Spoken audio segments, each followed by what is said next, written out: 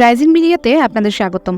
পহেলা বৈশাখ বাংলা নববর্ষ ১৪৩১ উদযাপন উপলক্ষে বেইজ হ্যান্ডরাইটিং এবং আর্ট একাডেমি গত ৩ এবং ৪ মে আয়োজন করেছিলেন উন্মুক্ত চিত্রাঙ্কন ও হাতের লেখা প্রতিযোগিতা।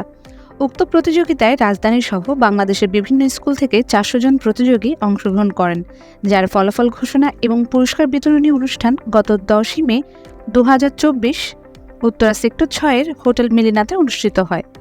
উক্ত পুরস্কার বিতরণী অনুষ্ঠানে প্রধান অতিথি হিসেবে ছিলেন জনাব বশির আহমেদ, যিনি এসএ গ্রুপের বিজনেস ডিরেক্টর।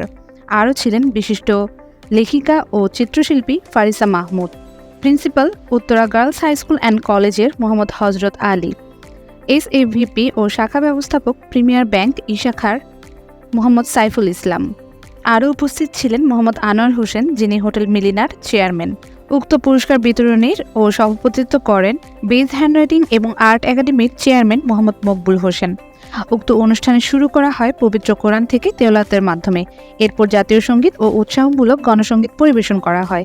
আমন্ত্রিত অতিথিবৃন্দদেরকে ফুলের তোড়া দিয়ে একে একে বরণ করে নেওয়া হয়।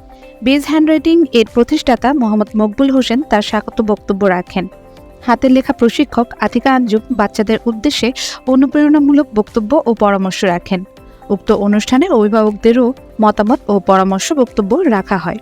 অতিথিবৃন্দদেরকে সম্মাননা স্মারক ও বিশেষ উপহার প্রদান করেন বেইজ হ্যান্ডরাইটিং এবং আর্ট একাডেমির প্রতিষ্ঠাতা মোহাম্মদ মকবুল হোসেন। পুরস্কার বিতরণের মাধ্যমে ও বাচ্চাদের সাথে ফটো সেশনের মাধ্যমে অনুষ্ঠানের সমাপ্তি ঘোষণা করা হয়। মিডিয়া পার্টনার হিসেবে ছিলেন রাইজিং মিডিয়া ও RTV।